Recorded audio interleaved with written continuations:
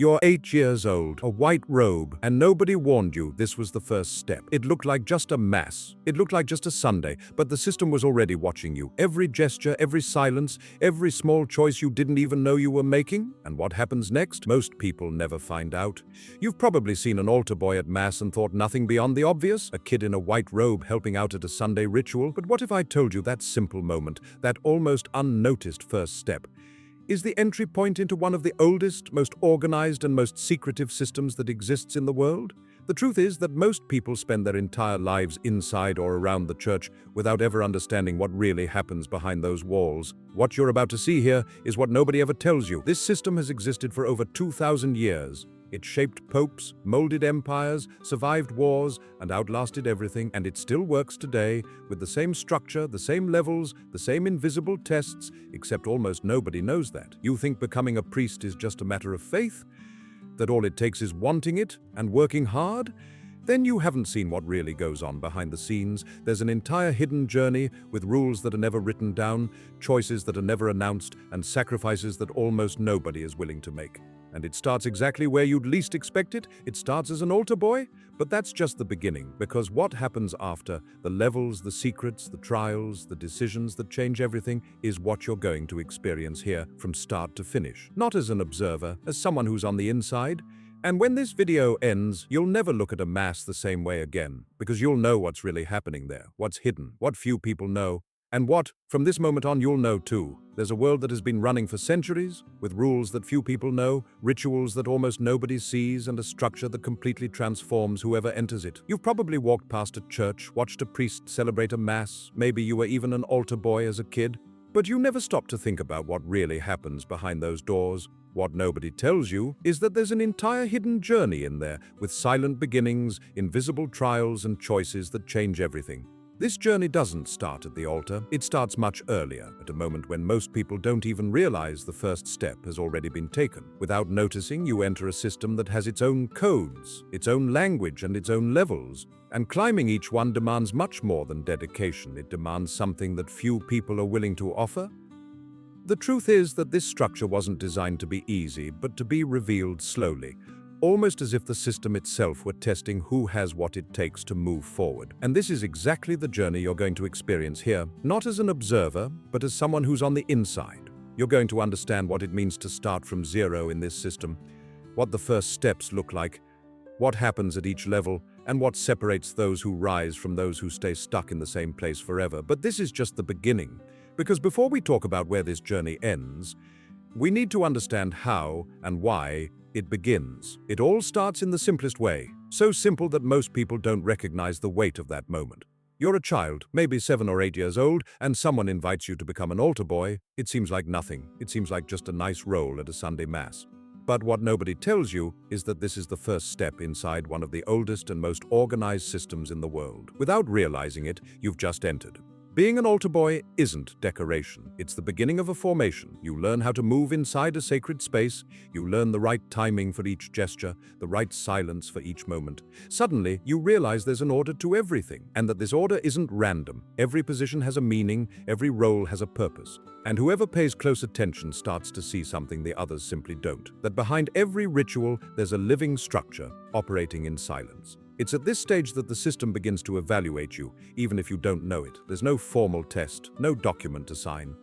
But the right eyes are watching. How you behave, how you respect the space, how you handle small responsibilities, all of it is already being observed. And that's where most people think they're just participating, but some, very few, are being selected.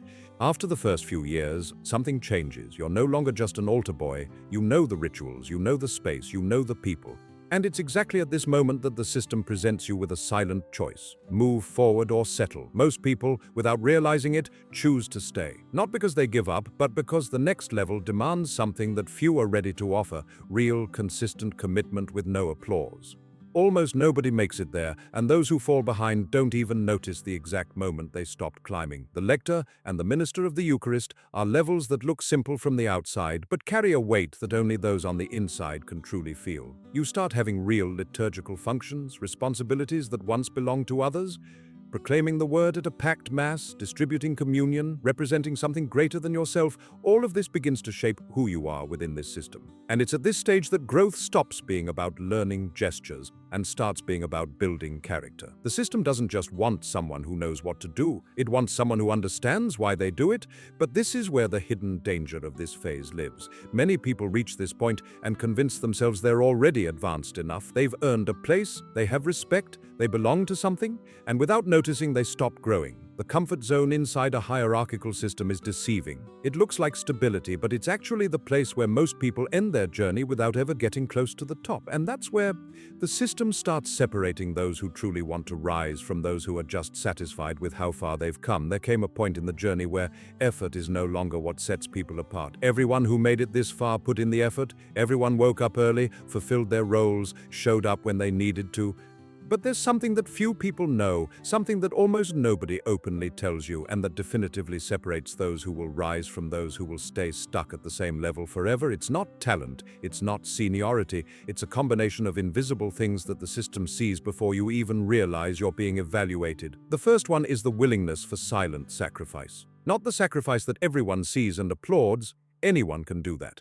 The sacrifice that nobody notices, showing up earlier without anyone asking, taking on a smaller role without complaining, serving when nobody's watching. Inside the church, this has a name, availability, and it's tested constantly in ways that seem trivial. A priest watches how a young person reacts when corrected in front of others. A bishop notices who shows up at weekday masses, not just on Sundays. The system sees everything, even when it seems like it isn't paying attention. The second thing is more subtle and more powerful: the ability to remain committed without needing recognition. Whoever rises within a real hierarchy learns early that recognition comes later, sometimes much later. And whoever can't sustain their commitment without constant feedback, without praise, without visibility, naturally starts to pull back. Suddenly the absences increase, the enthusiasm fades, and the system notices, not with judgment, but with a silence that says everything. And that's where the journey of some comes to an end, while for others, it's only just starting to get serious. There's a part of the church that the public never accesses, not because it's forbidden, but simply because nobody ever shows it. You watch a mass, you see everything organized, every person in their place, every moment happening right on cue, and it feels natural, almost automatic. But what really happens backstage is a silent operation.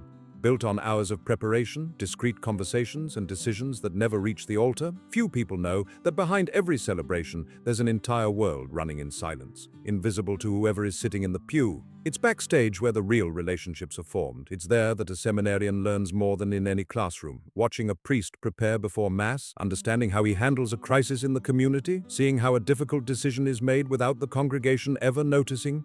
All of this builds something that no book can ever transmit. The hidden knowledge inside a hierarchy isn't in the official documents. It's in the hallway conversations, in the quiet gestures, in the moments when the system reveals itself to whoever is truly paying attention.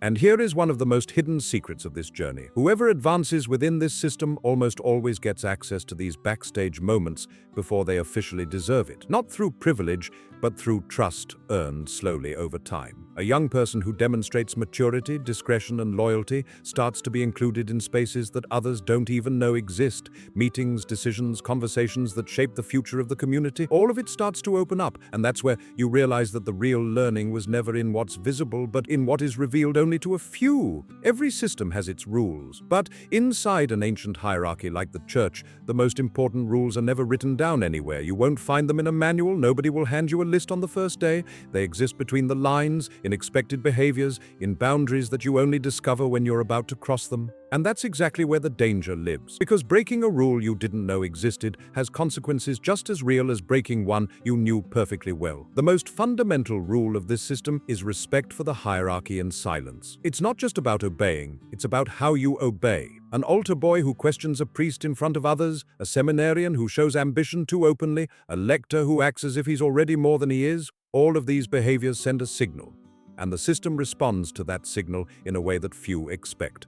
Not with confrontation, but with distance. Suddenly, the opportunities stop, but with distance. Suddenly, the opportunities stop appearing. The invitations cease, and you're still there, still present, but invisible to whoever decides who moves up. The consequences inside a religious hierarchy are rarely dramatic. There's no formal punishment in most cases. What happens is more subtle and more lasting. You are quietly removed from positions of trust. A smaller role here, one less responsibility there, and slowly your space within the system closes in without anyone needing to say a single word. Few people realize when this is happening, and that's exactly why it's so hard to reverse. And that's where understanding the invisible rules stops being an advantage and becomes a matter of survival within the system. Most people imagine the top of a hierarchy as a place of absolute power, total freedom, and constant recognition. And inside the church, this image is even more romanticized. The Pope in the Vatican, surrounded by grandeur, representing something greater than any human institution. But what really happens at the top is something that almost nobody tells you, because whoever gets there rarely talks about the weight they carry. The top is not the end of the journey. It's where the journey becomes more demanding than at any other level. Whoever reaches the highest positions within the church,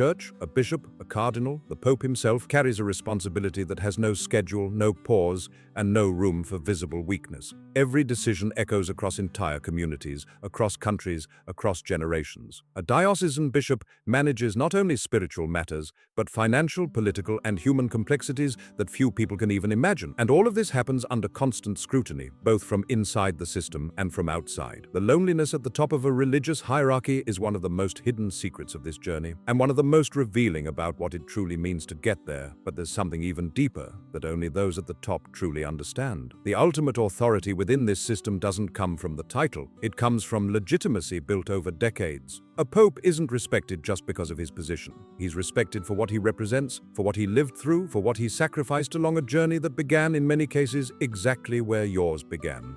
In a simple role, at a Sunday Mass, with a first step that at the time seemed to carry no weight at all. And that's where you start to understand that the top was never a destination. It was always a consequence. Nobody climbs within a system like this without leaving something behind. That's a truth the system never announces, but that reveals itself on its own along the way.